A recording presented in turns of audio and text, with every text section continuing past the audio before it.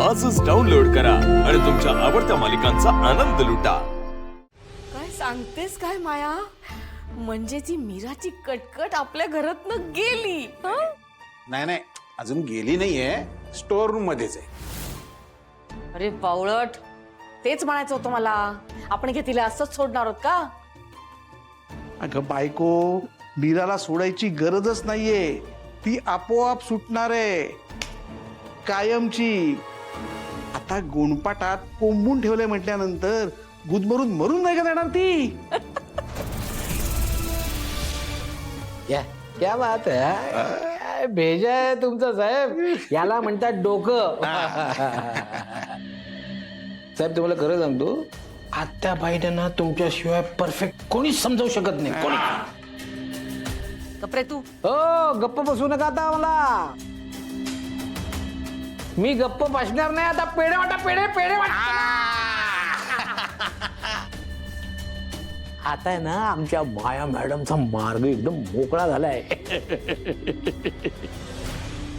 अर्थात उद्याचा दिवस माझ्यासाठी फार इम्पॉर्टंट आहे। माझं लग्न आहे उद्या, पण त्या अगोदर मीरा संपलीच पाहिजे। वाव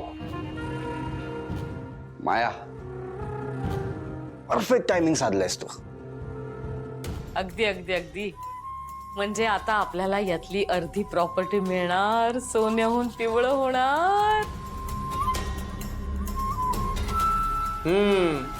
पण आम्हाला विसरू नका म्हणजे झालं। अजिबात नाही। इनफॅक्ट मदन आणि पिर्या जेवढे पैसे ठरलेले त्याहून जास्तच देणार आहे मी तुम्हाला।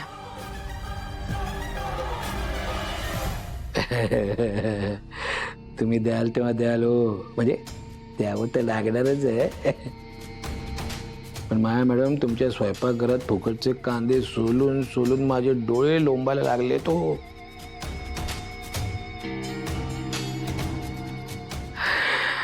कधी एकदा त्या वेदाला मारून टाकतो आणि इथनं कल्टी मारतोय असं झालंय मला।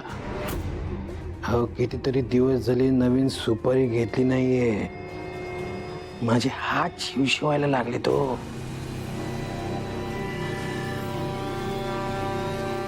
होणार, सगळं होणार, पण त्या अगोदर मीराला संपवायला पाहिजे। खरवली माझी, स्पेशल निरोप द्यायला नको? तुमचा स्पेशल निरोप पोचलाच म्हणून समजा। हे पिर्या, चल चला।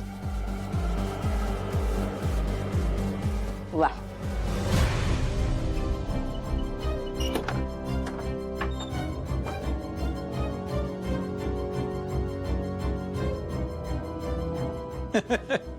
हो मदन भाऊ, अहो चेक करायची काय गरज नाही, गुदमरून मेली असेल आतापर्यंत।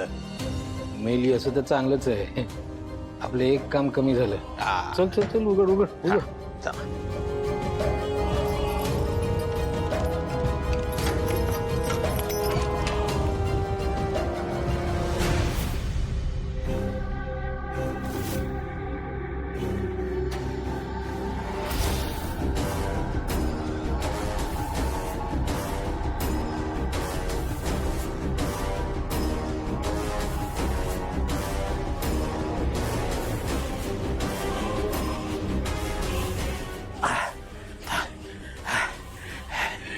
हाँ, चल चल, एक मिनिट।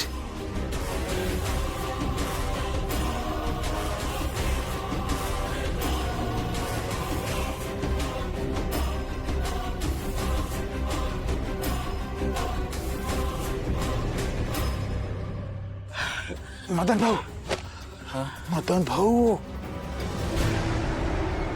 अरे बापरे, मंजिरी मॅडम एवढ्या रात्री इथं काय करतायत? मदन भाऊ, मंजिरी मॅडम थांबल्या। चल चल चल, आपण मीराचं काय करायचं हे आपण नंतर बघू। सगळी माणसं लग्न कार्यात असतील तेव्हा आपण परत नदीत फेकून देऊ तिला। चल चल चल चल।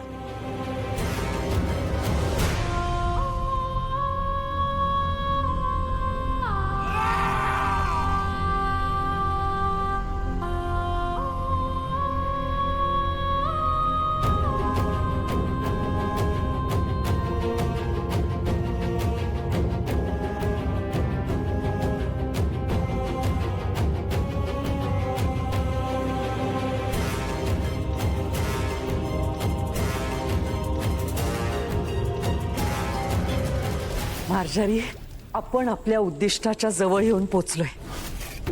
उद्या अथर्व आणि मायाचं लग्न आहे. त्यानंतर आपलं यश कोणीही थांबवू शकणार नाही. मंजिरी, बरीच वर्ष बाकी आहे. इतक्यात निश्चिंत होऊ नकोस. ती कार्य मला पक्की ठाऊक आहेत. येणारी अमावस्या आपल्यासाठी फार महत्वाची. आई, लेक आणि नाथ यांच्यापैकी नातीचा बळी देणं बाकी आहे आणि ते मी या अमावस्याला पूर्ण करणार आहे. मी त्या वेदाचा बळी देणार आणि आळ त्या मायावरती टाकणार आहे. आणि वेदाची हत्या केली म्हणून त्या मायाला फाशीची शिक्षा होईल. नर्मदा, अजित, दामोदर ते त्यांच्या कर्माने मरतील आणि राहिले दादासाहेब, अनन्या आणि अथर्व ते काळाच्या पडद्याआड जातील. आणि मग या घरात असशील फक्त तू एकटी, चिरतारुण्य मिळवलेली मार्जारी. आयुष्यभर पुरेल इतकी संपत्ती या घरात आहेच. तू या घरात राजकन्येसारखी राहशील, राजकन्येसारखी. मार्जारी, या सगळ्यासाठी मी आजच तुझं अभिनंदन करते.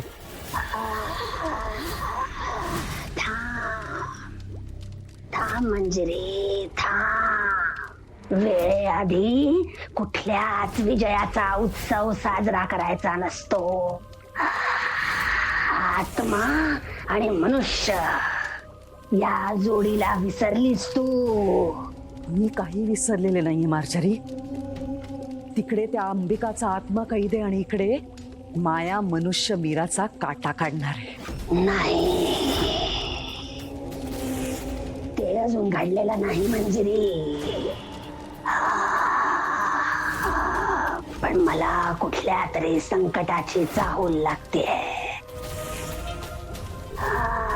संकट काय आहे, कुठून येईल हे सांगता येणार नाही मंजिरी. त्यासाठी तुला सावध राहावं लागेल. लक्षात ठेव, तुला सावध राहावं लागेल मंजिरी.